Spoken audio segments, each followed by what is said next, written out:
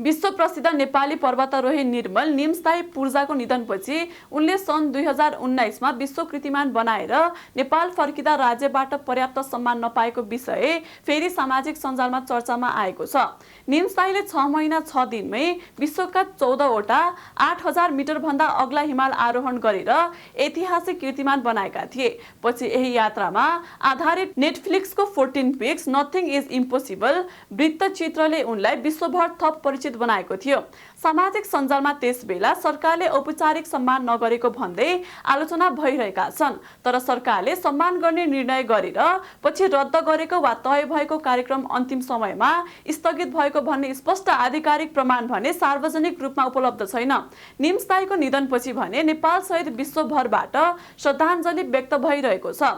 यससँगै धेरैले प्रश्न उठाइरहेका छन्। विश्वभर नेपालको नाम चिनाउने व्यक्तित्वलाई जीवन्त रहँदा राज्यले पर्याप्त सम्मान गरेको थियो त?